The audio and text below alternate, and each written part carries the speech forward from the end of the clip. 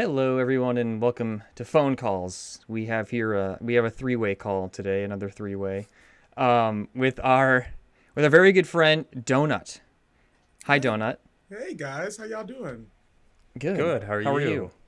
I am gorgeous. Thanks for asking. Donut, we've known each other for a long time um, I mean, we're all at different parts of the country now. You know, Aaron's in Ohio, you're in Chicago, and I'm in LA. But we've known each other since we were all in Chicago. Um, and so we wanted to have you on for this very scary time of year because you, if you don't mind me explaining you to the audience, Do you it have a up. Twitch channel, you have a Twitch stream, Donuts Scary Movie Night, which you can find at twitch.tv/donut worldwide, and we'll make sure people can find you, where you watch mostly scary movies, not always scary movies, but mostly. Yeah. And you've watched, I mean, between the streams and probably just in your in the off time, I mean, I don't know, like thousands. Is That's that probably a a perfect question to start with. Yeah.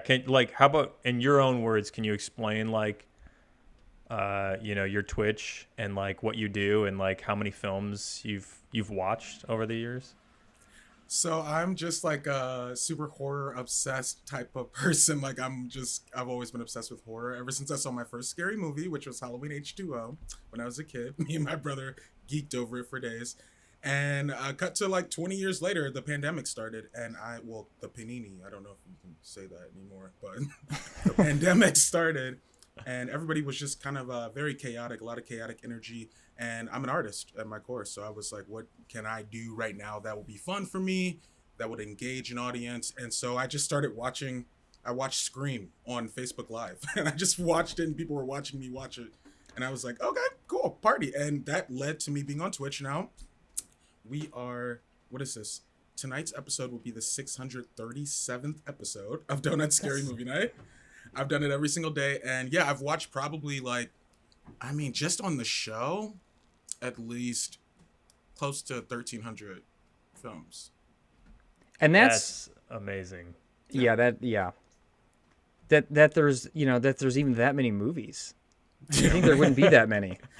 And it's amazing because we'll watch like newer movies and they'll be crazy. And I'm like, where has this movie been? So it's always fun to know that there's still more crazy bad shit fucking horror movies out there waiting for us. Yeah. Well, also like horrors. I mean, I feel like more than anything, you could dig way down into that genre and find some micro budget. Like you'll never run out of stuff to watch, especially horror. Maybe another genre, but horror is like bountiful.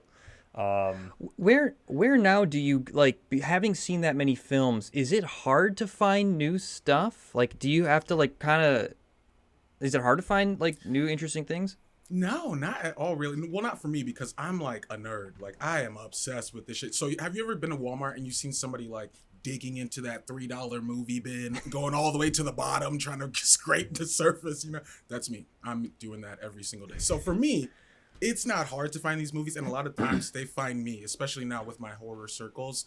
People will be like, "Hey, have you heard of this movie where there's like a bowling alley slasher right now?" And I'm like, "Oh no, I haven't. Let's watch that tonight." Yeah, that's a good point because now this is like your thing. Now you have a whole community of people who are like suggesting the stuff they've seen. So yeah, that's awesome. Um, wow. Okay, so probably over 1,000 horror films just that you've streamed, and that's not Yeah. counting all the other films, all the other genres and stuff that you watch before you're streaming. Are you like an avid film like cinephile? Like, would you say like you're like have watched just as many like off streaming? I wouldn't say I've watched just as many because before this took off, I was always working like in the clubs and stuff. Like before this, I was a full time drag queen in Chicago, so I was doing gigs literally every week, probably 5 times a week, and I didn't have time to get home and really give my brain to cinema the way I wanted to. But the reprieve for me would be coming home at like 4 in the morning, putting on Scream for the thousandth time, and just turning up. So it's nice now that I have the time to really sink into my love for cinema and horror. Yeah. Yeah, Would absolutely. would would you say you're continuing on in the tradition of maybe Sven Gulli, or are you or like maybe because it's just it's like I hope I mean that as like a compliment too. I hope you Of take that as course. like Absolutely. Svengoolie is like I mean I outside of Chicago actually I don't know if he's very well known outside of Chicago. He is, and you know what? Actually, I met Svengoolie a few years back. I did a production of Evil Dead the Musical at Chicago Street Theater, and Svengoolie opened for us that night. And I hadn't been doing my horror shit, so he didn't know who I was yet before I became famous.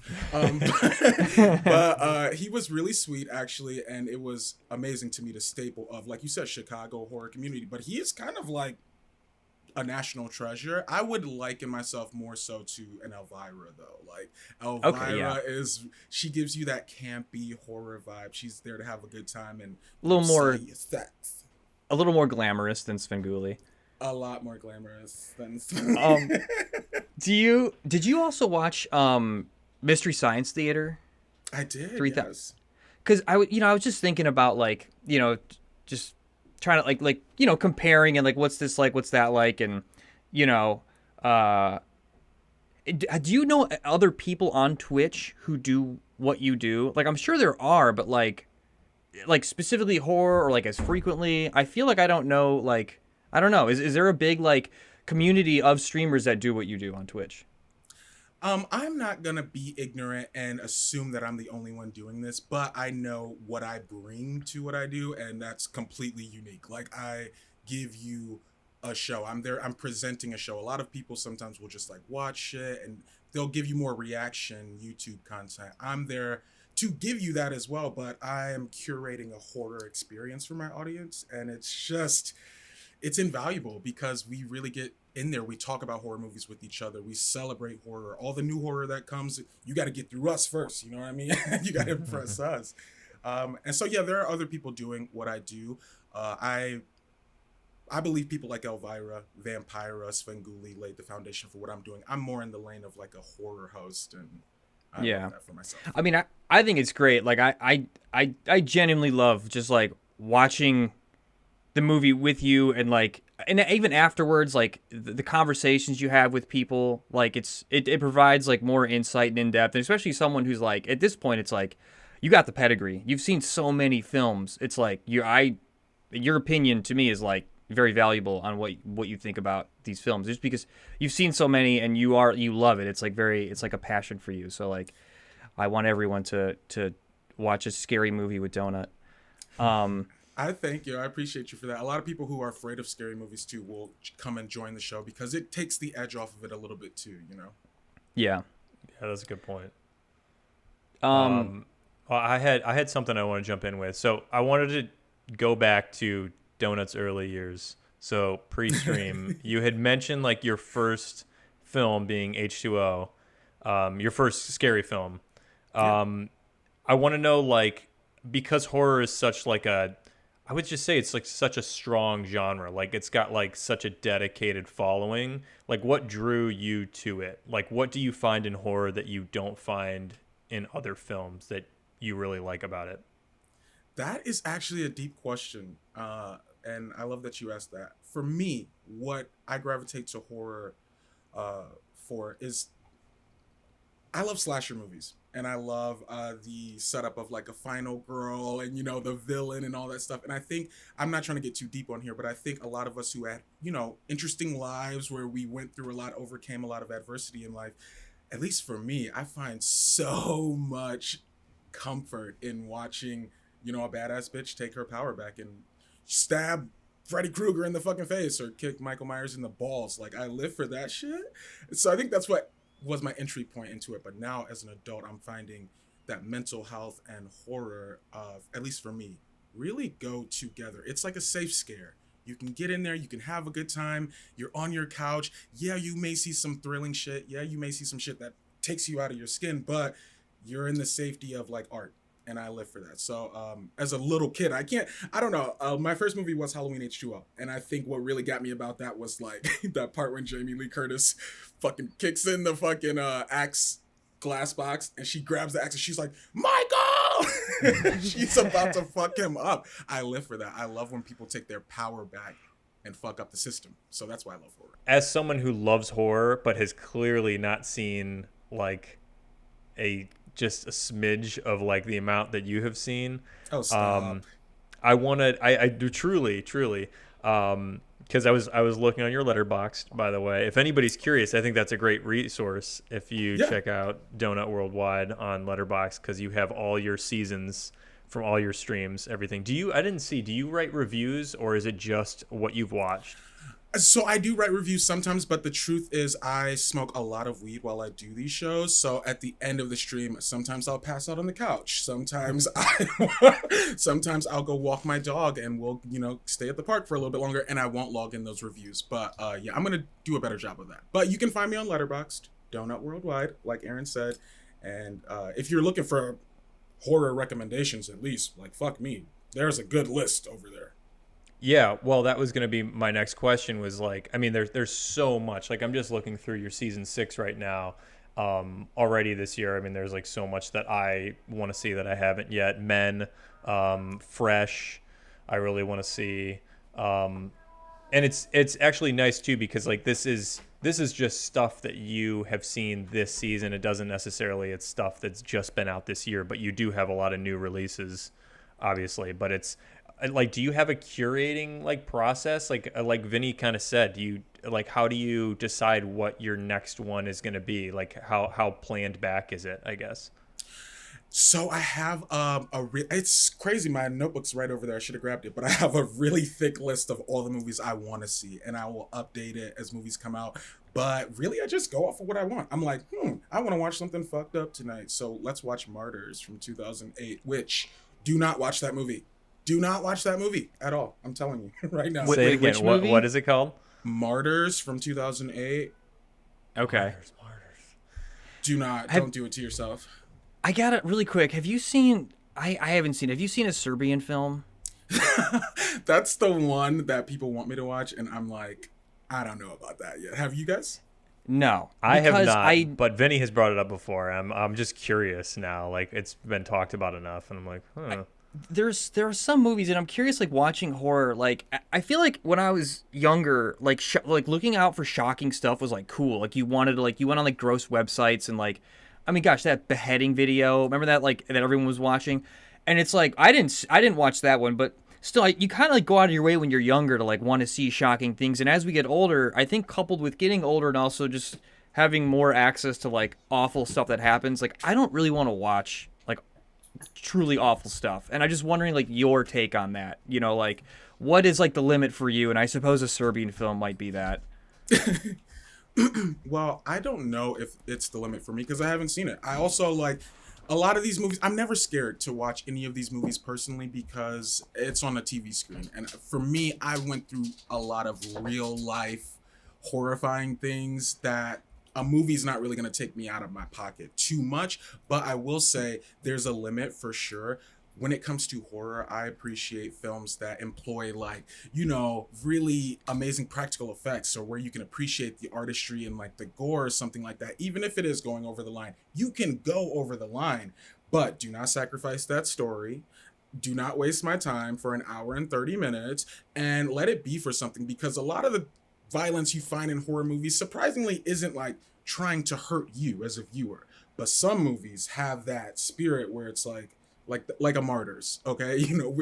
I'm giving it free promo, which I shouldn't, but Like the one movie you don't recommend. well, it's a good what is this word I'm looking for? It's good to lump Martyrs in with this conversation because that's a movie where I feel like it's going over the line, and a lot of people still call it art, but who am I to say what's art for you? But for me, give me something of quality that's not just shocking me with the eyes. Because like you said, we grew up with all that, the ogrish.com, the fucking crazy beheading, all that stuff. We grew up with that. So give me something worth my time for an hour and 30 minutes. Yeah. Yeah, that's fair. Like, I haven't even seen this movie, but like Rob Zombie's like House of a Thousand Corpses, I heard is like pretty gnarly. No, I would say that's more cute horror. Do you know what I mean? Yeah. So Rob Zombie made other movies where it's like, now look, Rob Zombie's Halloween 2. There's some moments in that will truly disturb you and shake you to your core, but House of a Thousand Corpses, and when you play with that like type of aesthetic horror, it's never really too imposing to your spirit. Some of these horror movies can fuck up your day. For real. We watched a movie Yeah. called Gutter Balls, and I was like, oh my God. Oh my God. We watched a movie called Headless from 2015. If you want a slasher movie where a guy is having sex with decapitated peoples, there you go. Cool. There's All right. something Yeah. for you know, everyone. Merry Christmas. The Happy only Holidays. limitation is your imagination. Donut, you touched on something that I want to get into. Practical effects. That's something that, I don't know if Vin has mentioned it, but we were working on our own horror film right now.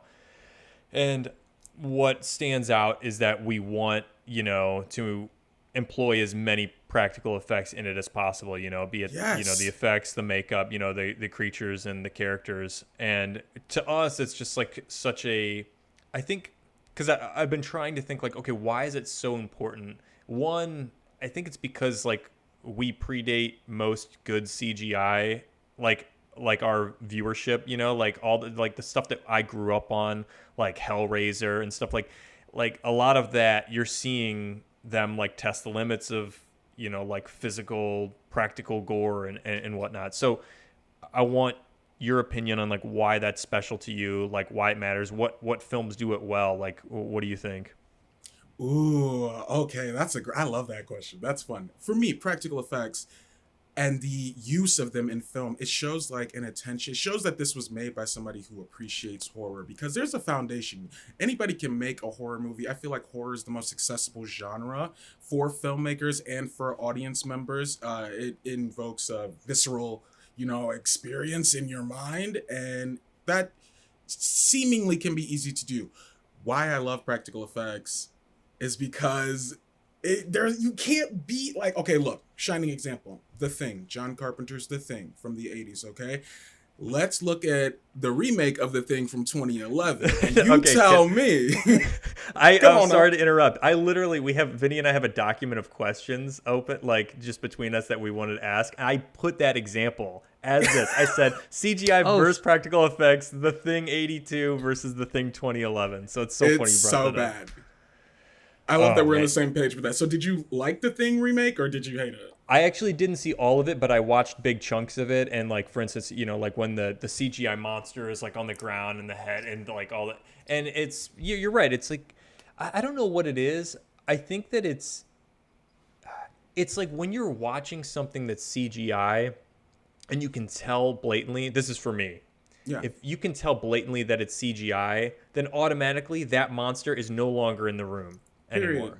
Like, if it's physical and it's actually like the actors are engaging with it, it doesn't matter if it like looks perfect to me, because it's like still a physical entity in the room, and like I can tell there's something there. But it's like it loses something when the CGI comes in and it's just like, oh, they're just the actors acting against nothing. Like a fucking Marvel movie. Yeah. And I mean, and I will say, like, it could be done well, like certain CGI. I'm sure there's stuff that I've seen that I don't even know is CGI because it's done smart and really effective. But there's just something that, like the new Star Wars, for instance, I remember when they first released A Force Awakens, there was like all these BTS of showing like J.J. Abrams about how important it was to get back to the roots. And they showed like the live like creatures, like on the alien planets, and I was just like, yes, like there's just that creation, that's there too. Not saying like CGI artists aren't important too, but man, does it feel like puppeteering and like animatronics are going out the window? Like, it'd be so great to get that back. Well, people want to like save money when they do things, and like media is so oversaturated now. There's thousands of movies coming out every fucking day, and maybe people don't have the resources, but I'm here to tell you, I kind of don't even accept that as an excuse, because I make Halloween content and horror content on such a micro budget, and you have to have an eye for it. See, when somebody gives me CGI that's just like any old rinky-dink CGI, I feel like you're insulting my intelligence as a horror fan. I'm like, baby, we had Dead Alive. Have you ever seen Peter Jackson's Dead Alive? Yeah, it's you ever seen that one? It's the most gnarly gore film ever made by an Academy Award winning director in the 80s.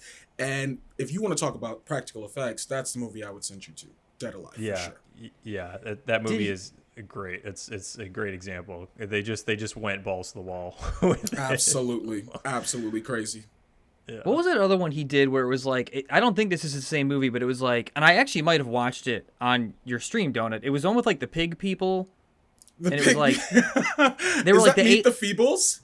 No, it wasn't Meet the Feebles. It was like, it was an Australian film. And it was like, there's like a lot of gore in it. And like, it ends up being like, it's like all takes place in like this house.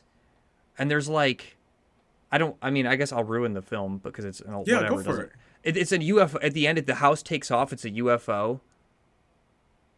I've never seen this before. Yeah, I think I know what you're talking about, though. I think is the cover like they're like it's like a white It's like- screen that's it's being called- stretched, and it's No, that's it. Oh, that's Bad something else I'm Taste. thinking. Oh, bad taste. Bad taste. Taste. No, that's on my list though. Okay, yeah, Is that a great that's one? for all the reasons we just talked about. Yes, Right on. like practical effects. Like I don't know what the budget was on that film, but But that was early on. I think that was probably not too Yeah, long that was like- after. Yeah. that was one of his first ones. Yeah, I Dead Alive. And then When did that come out? and Did then- that? Yeah, that came out. That was before Dead Alive.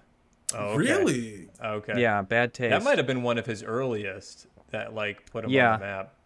On his IMDb, it's the second. Like I actually, it's gotta the look first into feature. that. Oh my gosh, should I just suggest a movie you haven't seen? You did, and I need to get on it because if I love anything, it's Bad Taste. You know, I know a lot about that. Which, by the way, I'm not trying to. Well, I guess I am. I'll do it shamelessly. I'm name dropping. I actually had the chance to ask John Waters what his favorite horror movie was, and that was such a moment for me because I'm a huge John Waters fan. I think John Waters' Serial Mom is one of the best. I watched. Oh, I watched Serial Mom it for the up. first time 2 nights ago. What? What did you tell me? Everything. I loved it. It's hilarious. It's like I haven't like shamelessly. I have not seen a lot of John Waters films, and like that the comedy in that movie is like timeless. Like it's like from '92, and it still is like just it feels like fresh and funny. And it And, feels like, I gotta cozy. see it. I have never seen this Yeah. film. I'm looking it up It's- right now. It's really good. Wow. I you had actually- was that your? Oh, Yeah, sorry, we sorry. were. I'm sorry. We were. I think it was no, because after one of your streams, me and Mary wanted to watch. We were like, we want to watch another horror film, and she's like, "Have you ever seen Serial Mom?" And I was like, "No." She goes, "We need to watch it right now." Shout out to Mary TV Oh. because always had such fabulous taste. I love her. Oh, it's Yeah, got it a was, young Matthew Lillard in it. Okay. Yeah, and he's see. gorgeous in it. Yeah, look at that long, luscious locks. Yeah, that's a great I movie. gotta check this Oh, out so for sure. where did you? Hold on, sorry. Where did you meet? I don't think we got. Wait, did we get the answer? Where did you meet No, John yeah. Waters, and what was his favorite horror film, or what was the? I'm sorry. I met John Waters during Christmas time. He was in Chicago for his Christmas show that he does. It's a fabulous show, and he was actually going to come to my drag show. He couldn't make it, but his favorite horror movie. We were talking about horror movies, and I was just telling him how Serial Mom had inspired me, and Female Trouble. That's like my favorite movie ever, and that's a horror film too. Honestly, I would consider it such. And he said his he said his favorite horror movie was me in that moment and what I was wearing. That's awesome. Would you have Oh, agreed man. with him? I actually would because I looked a little chopped and I was high as hell. Yeah. That's great. Oh, that's cool that you met him. I actually saw an article that said like he's directing his first film in like 20 years. Oh, we need it. I can't wait. Yeah, so that'd be nice to have him back. I as well as Vin, like I haven't seen a lot of his stuff, but I'm gonna dig in now that you guys brought it up. I mean, I hate to jump in here, but I would love to know some of y'all's favorite horror movies and movies that give you the Halloween vibe that you're into as well. I like Hocus Pocus and The Nightmare Before Christmas. Yes. That's my basic answer. I gotta think about it though. I really do because I don't know. Like I like horror films, but like to be honest, I don't know if I share the same affinity that you do. Like, not, and again, I love them, but like I'm trying to. I don't have like a real deep answer like off the top of my head. Like, oh, this is the film like that I love. Aaron, do you?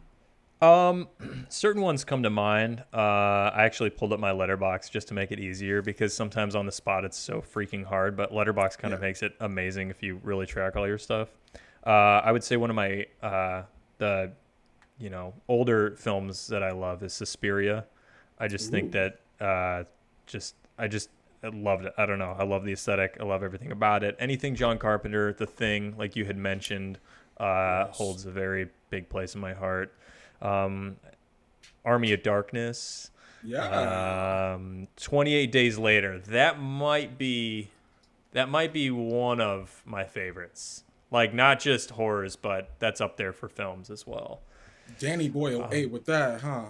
Oh my gosh. I'll Oh my I'll gosh. jump on that bandwagon too. I love that movie. That was like one of the first like I think like I forget when it came out, but it was like I don't know. It was like a zombie movie like I felt like I hadn't seen before, and maybe it was just because the zombies ran. That might have all been the only difference. But Well, also it was just like I think shot entirely digitally, and oh, that's right. That was kind of the it thing just they had were a kept different talking about. feel. It was like gritty and raw, and like didn't feel like I think the fact that it didn't have your traditional polish on it made it feel like that much more scary and like unnerving. Like he would do stuff that wasn't like perfectly lit and just felt just like crunchy. I don't even know the words for it. It just like got under your skin. I saw that in You theaters know and I what? just loved it.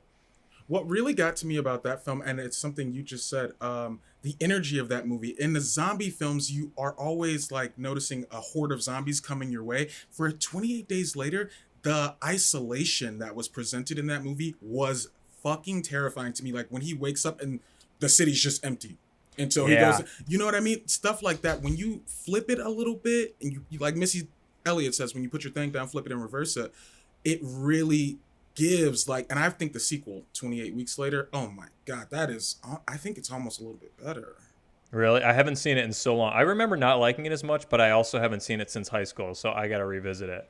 But to your point, it's like almost like the Jaws effect, right? Like they did like the okay, we don't show the zombies until we show the zombies. So like that whole Exactly. you get that whole isolation in the beginning where he's walking around and you're like, "Oh, damn." And then when they start coming, you're like, "Run!" Like you're like, "Get out of there." Like it really hits harder. So I agree with You that. know Okay, what? a couple more of mine really quick, Vin. I want to bring No, up, yeah, no, go ahead. and then It's I'll fine. put my Yeah, list you go. away. No, you go. Eyes of My Mother. Have you ever seen? No. Oh, put it on your list. That is messed up film. Okay. Vin, hold on. you've seen that, right? Yeah, it's a South Korean film. They know how to fuck you up. No, no, no, no. You're thinking of Mother. This is Oh. the eyes of My Mother. Okay. That's my mother. I think that you've seen it. Did we not watch that together, Vin? I have to. It's a look black and white film. Oh, that movie's messed up. Yeah, very, very dark movie. But I, for some reason, liked it a lot. And then there was, I believe, an Iranian film called A Girl Walks Home Alone at Night. Have you seen that one? Yeah, we actually just watched that a few weeks ago on my show. Oh, I want to know your thoughts on it.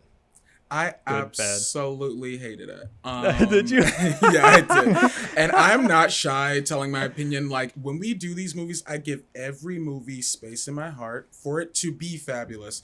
And if it's not, I'm going to tell it like it is. And I've been called the Simon Cowell of movie reviewers, and I will take that. And this is why I did not like A Girl Walks Home Alone at Night.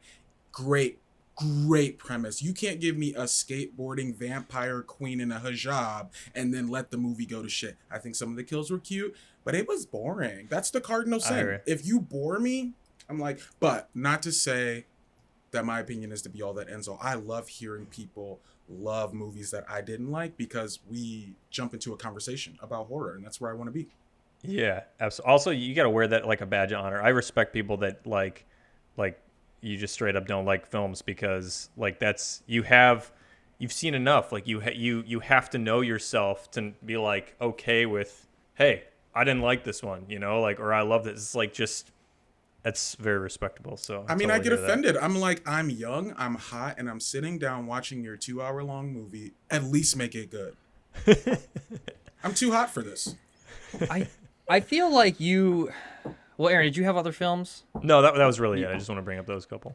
I guess because Donut, you also you're I want to bring this up, but you've mentioned it on your stream multiple times that you're also you have a horror film you want to make too. Yeah, I do. I have a couple.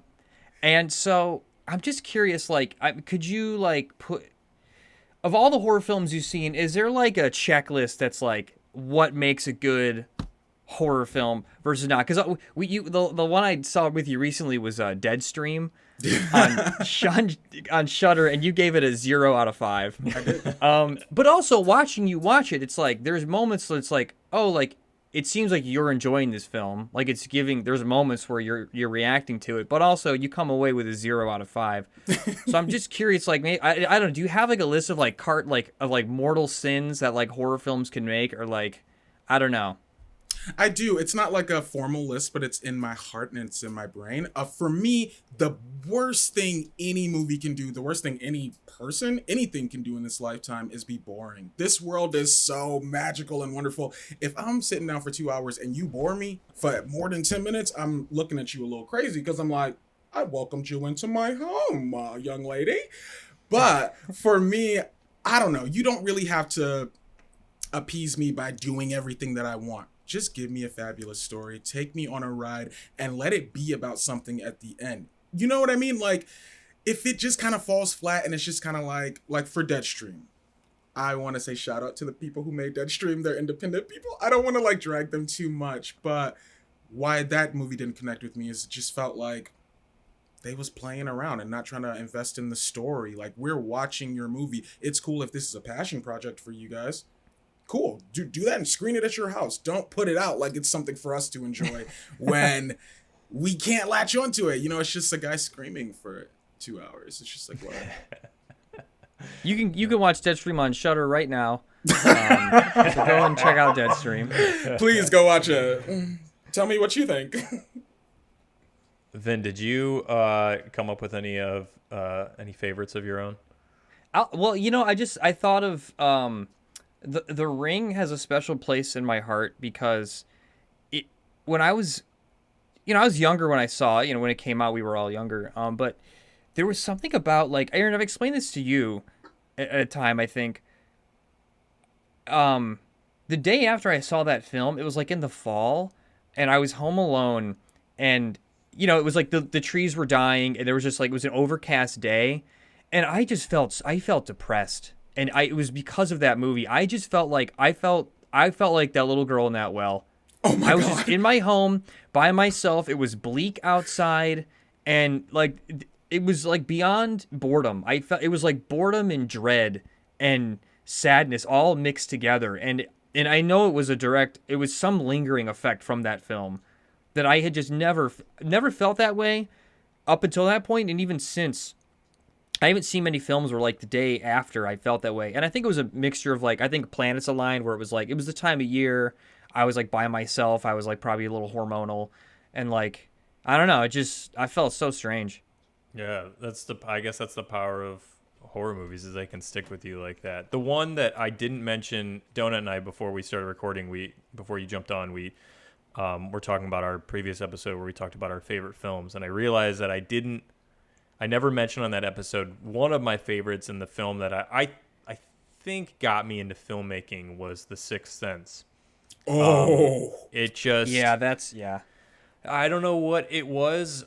It was just like, it felt so profound and so like intimate at the same time that I think that's what I connected with. And the twist at the end like made me realize like the power that like films can have, where you can just have the audience in the palm of your hand and just toy with them. Like, that was like an amazing thing. And I think I saw it when it came out in theater, so it must have been like 12 or 13. I don't even know. I was pretty young. Whoa. And just to like have that feeling, I was like, this is what I want to do. Like, I felt like I was like put on like a roller coaster, and I was like, to be able to do that for other people, that's what it's about. And not to mention, everything was done so, like the scares, like even down to the kid turning around and his head's gone, or the mom in the kitchen like coming after, like it just like I still think about that mom in the kitchen. Like, they're still like, the way she talks and like, you say what you did to me. I'm like, ah.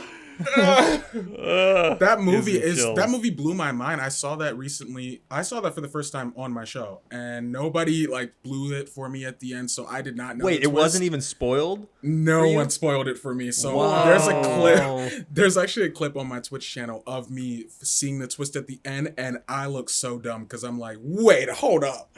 That's like rare. That's like rare footage to see someone. I gotta watch not that. That's to great. see someone. But that's amazing that after all those years, that's like one of the most like that people always use that as a punchline. Like now that it's been out for so long, like that has a twist in it. So that's great. That's actually really like that's why people watch my show or watch horror movies with me, because when I was a kid I did not have access to mainstream media. I didn't have access to like TV really, and when we did, it was the cheap channels like channel 1, 2, and 3. And you know what I mean? So on channel 3 sometimes I'd watch the Munsters early in the morning, but other than that I didn't have any horror outlets. So these movies I'm watching, a lot of it is for the first time. People got to see me watch The Thing for the first time, The Sixth Sense for the first time, like all these fucking really great movies. That's cool. Is there anything that you or any of them you have seen before, but you just know that it'll make for a great stream, and you're just like, let's throw this on? I'm always honest about the movies that I have seen, and will watch them, and I will do rewatches every now and then, but I love a good movie that comes out of nowhere and just gags the girl. So I'm here for new watches all the time. Yeah. What's the last film that gagged you pretty good?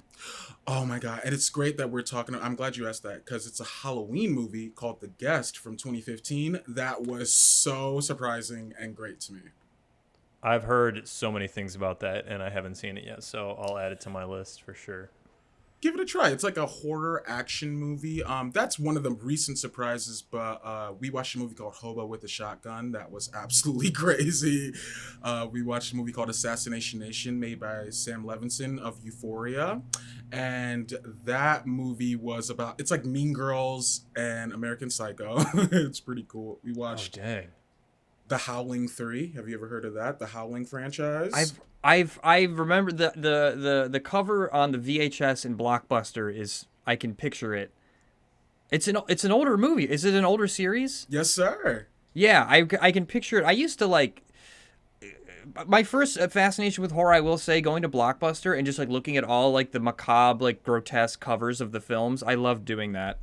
Don't you miss that? I do. I really do too. I was even saying, like, I wonder if like Netflix is gonna pull like an Amazon and like come out with like physical movie stores, like kind of like how Amazon came out with bookstores after they put Barnes and Noble out. They're I could just see it now. They're gonna come out with like, hey, come look for your favorite DVD.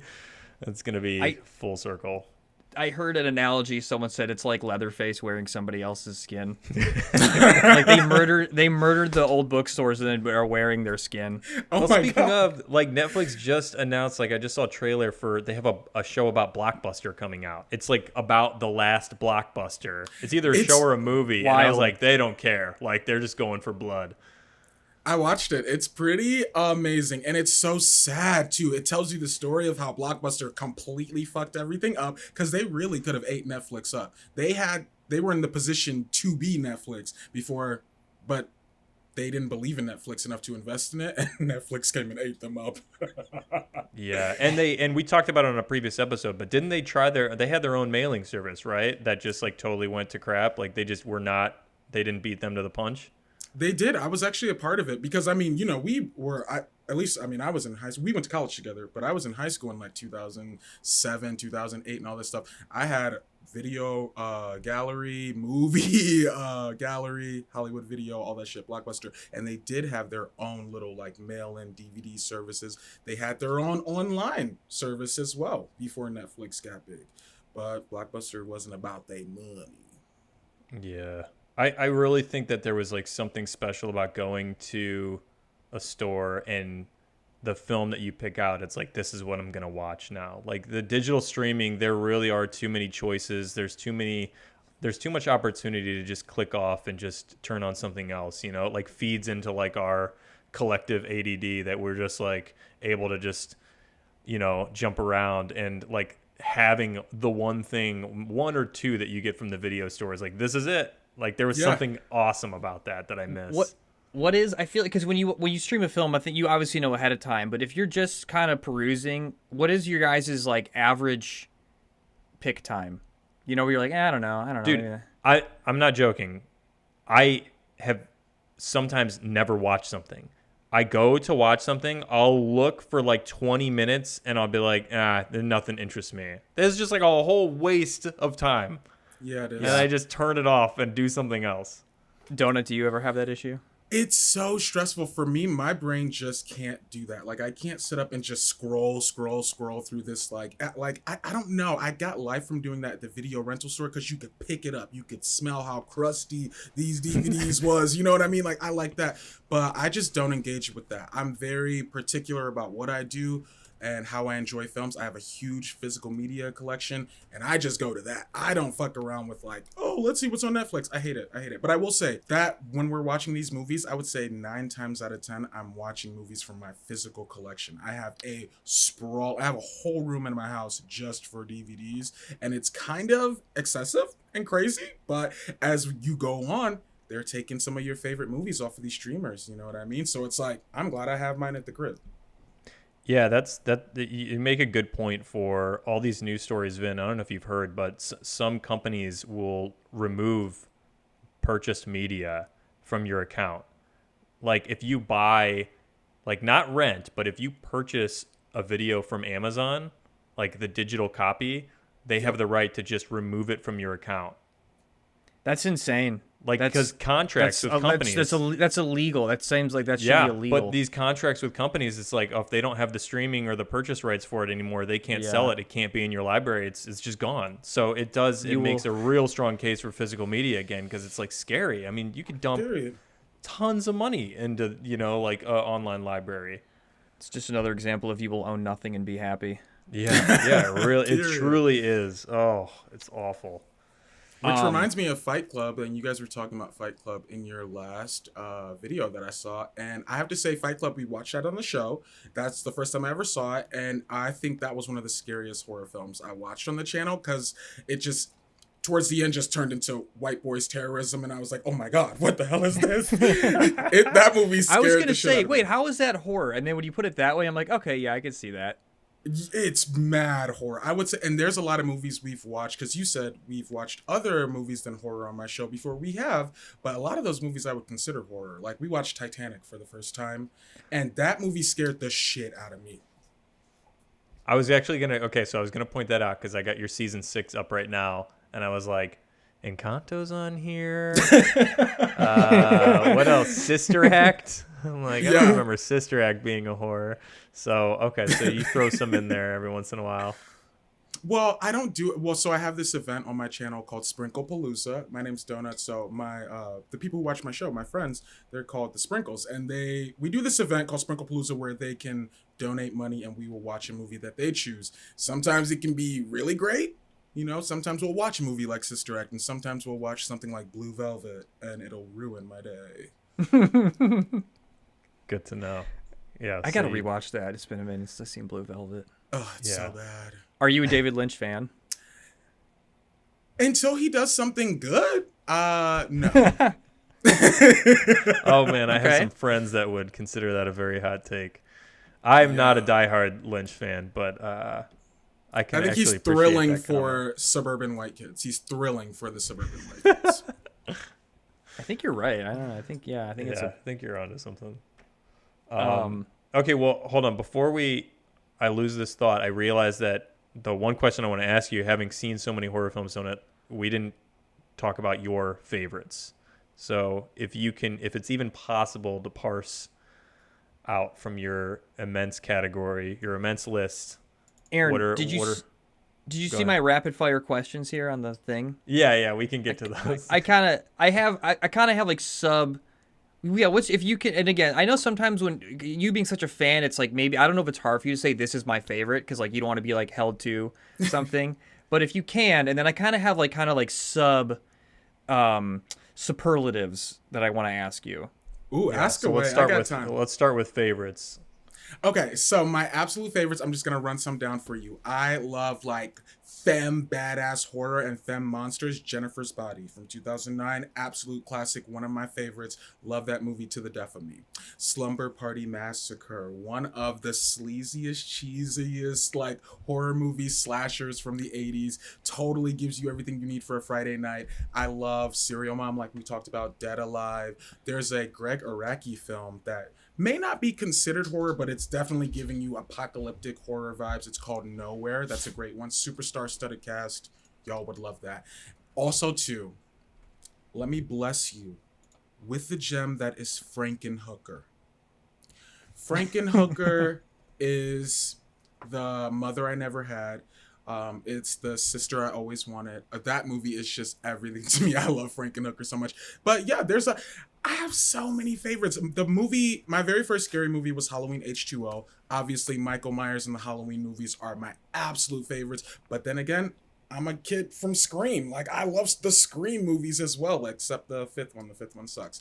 But I find great films all the time. Like, we watched Quentin Tarantino. He made a slasher movie that nobody really talks about called Death Proof. That's really fucking great. I didn't really like Death Proof. You didn't? I gotta watch it again. I just remember, if I may, can I take you off track real quick? Yes, because I kind of want to, because I watched it because it was the Grindhouse thing, and so I watched. It was Robert Rodriguez's what was that one called? Planet Terror, and Death Proof, and that one was so like gory and like, in your face, and then Death Proof was so like slow to me. It was like, I don't know. I feel like they should have switched them. They should have had Death Proof first and then Planet Terror. I will controversially. You think the order should be changed too, Aaron? I don't remember. But I think now that you're saying it, Vin, that is how it was, right? When you saw it in the theater, like if you watch, that's the order. It was Planet Terror first, and then the little intermission, and then Death Proof. Yeah. You know what I think my problem might have been for Death Proof is I think I was just too young. Like I think a lot of Tarantino stuff I just didn't fully appreciate because I was seeing it like not even like I was like young high school. That might have been it too. So I think it's due for another watch for me. But I mean, all of his other stuff, like I'm a big fan of, so I could see myself needing to just see. I encourage you to go back and watch that. I hated Pulp Fiction actually. I thought it was so lame. But Death Proof is really. I love Kill Bill. I like Quentin Tarantino's films, but Death Proof for me, if you go back and watch it, you may enjoy some of like the feminist aspects of it, and like Kurt Russell just is daddy. So it's great. It's a slasher movie, and I saw it for the first time recently. It blew my mind. I mean, awesome. I will say that the image is stuck in my head of like when the cars crash and the severed leg goes. Like I still remember that. So like, yeah, it's got moments for sure. Yeah, I do remember that car. Yeah, absolutely. Okay, so I got a couple like, most actually scary horror film. Ooh, The Descent. Have you guys ever heard of that movie where they go spelunking? That one's messed freaky. Up. Yeah. Super fucking scary. Okay, goriest horror film. Obviously Dead Alive, great splatter, but it is kind of campier gore. We have watched one recently that is not campy gore and it's fucked up. I mentioned it earlier. It's called Headless from 2015. So disturbing. So disturbing. In a great fun way. Well, maybe this also can be that answer. Maybe something else. Most psychologically scarring horror film. Psychologically scarring. I would say Martyrs from 2008. I would also say I like movies that completely warp my perception, like The Others from 2001 with Nicole Kidman. Psychologically, that really did me in with the twist at the end. M. Night Shyamalan gives you quality twists as well. I'm here for a psychological ride every now and then. 1 hour photo, too, with Robin Williams. Crazy. I've never seen it, but I've heard everything about it. I really gotta I saw that. I think I saw that when I was too young to really kind of appreciate it, and I remember being like, you saw that as a kid? I saw it when I was like in high school. Yeah. Oh my god. Yeah. And I just remember there's a scene where he like his eyes are bleeding. Yeah. He's like, yeah. Okay, 3 more. Funniest horror film. Funniest horror film. There is a movie directed by Joseph Kahn from 2010 called Detention. Everybody should go revisit that. It has a lot of chaotic energy to it. Funny horror films. There's one that is out now from A24 called Bodies, Bodies, Bodies. Have you ever heard of that one? Yeah, familiar. I want to see it. Jason X is a great one too. Dude Bro Party Massacre. That is a great fucking movie. And Prom Night 2. Saddest horror film. Saddest horror film. Oh my god. There is this movie from the UK called Eden Lake. It stars Michael Fassbender, before he was really fast bending out here. And the ending of this movie has stuck with me for weeks. I cannot think about anything else, and it broke me. It broke me to my core. Gotta check that one out. Okay, and I guess what would you say has the best horror film? Do you think has the best practical effects? The best practical effects. First of all, you can't have a conversation about practicals without Dead Alive. So of course, Dead Alive again for the 1,000th time. But also, doubling back when you asked about craziest horror films, there's one movie called Teeth from 2008 about vagina dentata, which I love so much too. The best practical effects. Fuck me. That's I don't know. Yeah, because there's a lot. No, I have an answer. The Thing, John Carpenter's The Thing from 1982. If I have to just give an easy one to just slide in there, The Thing. Those effects fucked me up. I didn't expect that. Yeah, those are really good. Also, like new. There's have you seen Green Room? Oh, I love Green Room. Green Room has just some amazing, just like quick, like really done smart, like the really visceral, like shocking, like in your face, but it's not like gratuitous, but it's just enough to make you go, ugh! Like when she takes the knife and does up the belly, and it's just like it was done so smooth. well. It's like incredible. So big fan of that. Yeah. Also, too, have you guys seen Halloween Kills, the last Michael Myers movie? No, Yeah, I still need to I see did. the new ones. Did you like them, Vin? I did. Well, I want to talk about it, but they're still so fresh that if anyone's, I wouldn't want to like talk about the ending or anything. But I guess spoilers, like we can. Well, Aaron, you haven't seen them, but I haven't. Well, but there's to a third clarify, one, so- I don't mind it being spoiled if we just spoiler alert and then anybody can just skip over this part. So I don't mind it. But I wanted to clarify. This is what they did with it. Is it's a sequel to the very first, right? And then they ignore the others. So yeah, they made one in 2018 called Halloween. That's a sequel directly to the first one, and then now we have Halloween Kills. That's a sequel to the 2018, and now Ends coming out. It's a trilogy, but Halloween Kills, it's been out there for a while. It's free on streaming right now. A lot of people probably have seen it, but I was saying the practical effects in that movie were pretty fucking great too. Okay. wait, hold on. Is Halloween Kills the first one of this trilogy or the second It's one? the second one. Okay. Yeah. I mean, he just keeps getting out of these situations where it's like he's dead. He's dead. That's it. He's done for. And then it's like, hit him all with right. a nuke and he comes like walking out. No. Yeah, like that's. I'll just say that it's like he's indestructible. Oh, I Evil got is eternal. I got one It's for your true. list. Okay, because you said you dig slasher. Like, who's your favorite slasher villain? A period, Michael Myers. Michael Myers is it? Hello, but I don't like latch onto the villains so much as I do the final girls, and my favorite final girl is Sidney Prescott from Scream. Okay, Sidney Prescott. Yeah. I actually just watched some of you watching Final Girls, the film. Did you like that? I love that's a sleeper. That's a great one. Yeah. I don't think I've ever heard of that one. Oh, it's about out these for kids sure. who like get transported into an 80s slasher movie. It's everything. Well, that's cool. That reminds me of the Cabin in the Woods. Yep. Did you like? I thought that was such a cool idea for a horror film. Oh, that's a banger. I love that one. And Yeah. Chris Hemsworth is looking like a snack in that movie. They also they just went for it. I remember watching it towards the end and being like, how are they gonna make all this make sense? And then they just like it's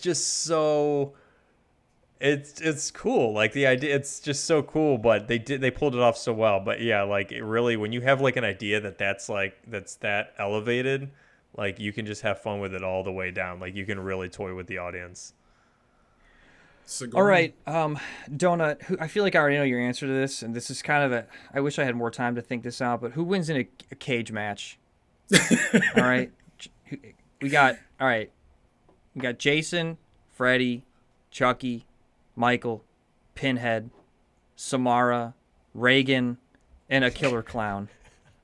Oh, you're evil. This is and just a nondescript killer clown. Yeah, just a killer clown. I'm gonna switch that up and I'll add Pennywise into that. Oh yeah, okay. You know what? Yeah, I thought it. Yes. Thank you. No, it's okay. I'm not really a fan of Pennywise like that either, but we'll sub him in for there. In a fucking cage fight. Now, are we doing street rules or are we doing like UFC? Well, I guess these are villains, so it's street rules. Street rules? Okay, let me tell you how everybody fares. Freddy is a little bitch, so he just gonna be on the sidelines talking shit the whole time until it's his time to get tagged in. So he on the side. Samara, she gonna be the first one because she has no fear. She come out of the TV, hair looking like a mess, wet, nasty. I would want to get rid of her first because she gonna be fucking getting the ring all wet, you know. So hopefully, I would suggest Jason would just, old school, pick her up by the ankles and slam her against the side of the rings. I feel like Jason would take Samara out first. Freddy would still be talking shit. Michael ain't even moved yet. You ain't got to worry about Michael. Who else is in the ring, right? We got nondescript clown. we got Chucky, Pinhead, and Regan, a possessed Regan from The Exorcist. Let's see. Chucky would have already gotten punted out of the fucking ring. So Chucky, I mean, he stabbed a few ankles before he got out, but somebody kicked him out. Reagan. She's got the power of the devil. That's a strong.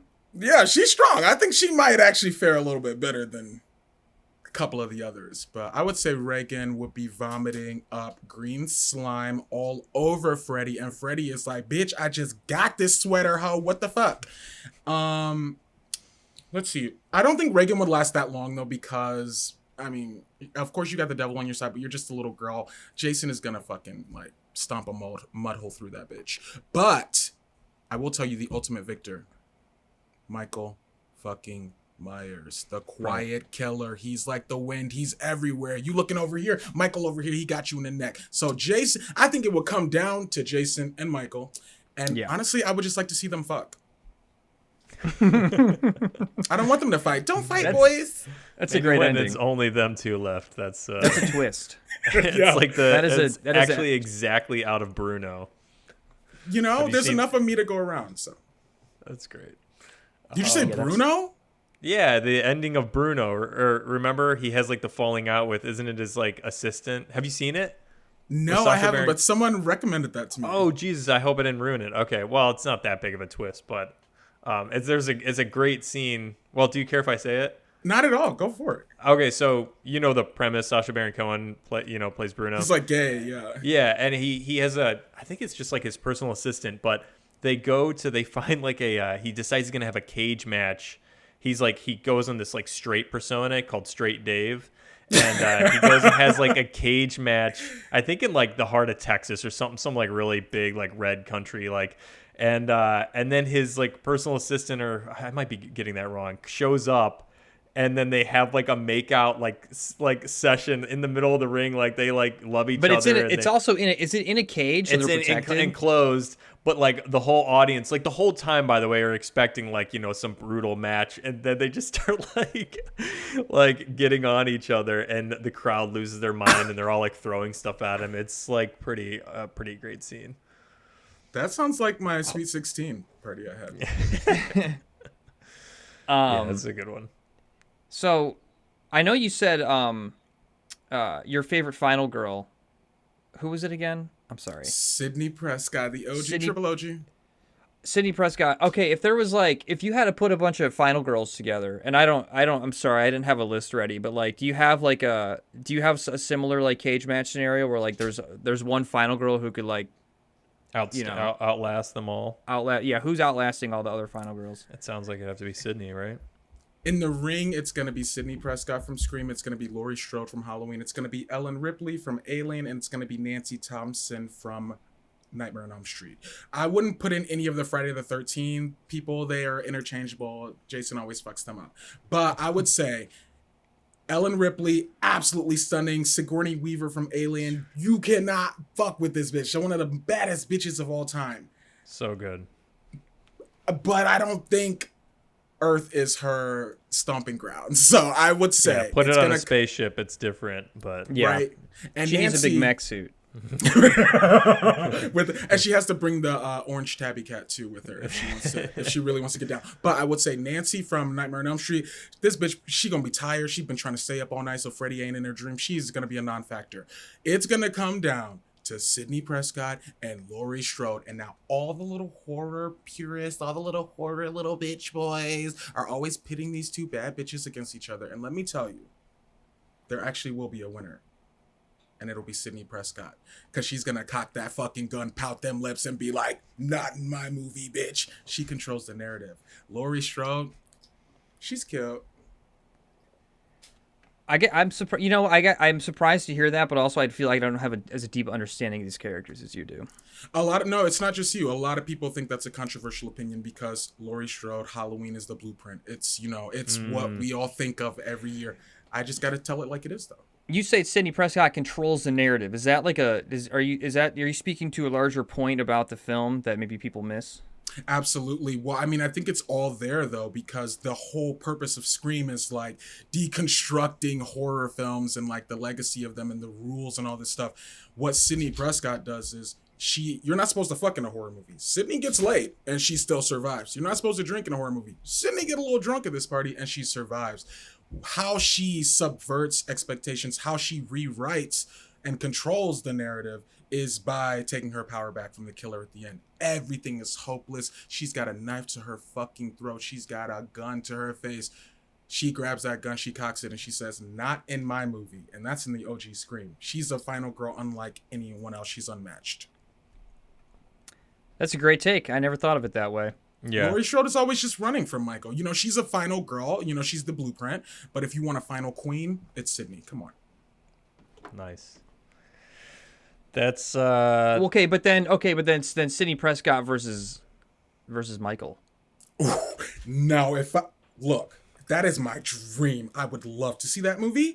And Sidney got a mean right. You got to remember, in these movies, Sidney was like punching these motherfuckers and everything. I think, of course, Michael's going to whoop her ass. But I think Sidney going to give him a run for his motherfucking money. All right, cool. Hollywood, You've if you're heard it listening, here from... we need to see that movie. Yeah, let Donut produce this film. Oh my god. It would probably turn into a porno, though, honestly. Yeah. You can't help yourself, can you? I can. I love it. Why do they call you Donut? Because I love getting glazed, but also because I'm America's sweetheart. That's right. Oh, that's perfect. All right, I think we have to call it there because that is absolutely perfect. Donut, we can't thank you enough for jumping on this episode, this horror special. Please tell everybody one more time where they can find you if they want to catch your scary movie nights. If you'd like to watch Donut Scary Movie Night, you can find me every night at 8 p.m. Central Standard Time on Twitch. That's twitch.tv/Donut Worldwide. You can also join the Donut Scary Movie Night community. It's about 14,000 of us talking about horror movies every single day, all day. That's on facebook.com/Donut Video. Gonna start my own movie rental service. And also too, speaking of Donut Video, you can find me on YouTube right here, Donut Video, one word. I react to horror movies. I talk about horror movies. I also talk about pop culture and get into my movie reactions because I got some Halloween content coming your way. Awesome. Jinx, thank you so much, Donut. Yeah, thank you for being here. I wish we could talk all day, you guys. I loved this conversation. I want to talk more about horror movies with y'all. Oh, well, we can jump do on this again. Yeah, we could do this another time. All right, guys. Well, Donut, thank you again. And everybody, thanks for listening. This has been Fonecallz, and we'll see you next time. Have a very scary October. Happy Halloween. Bye.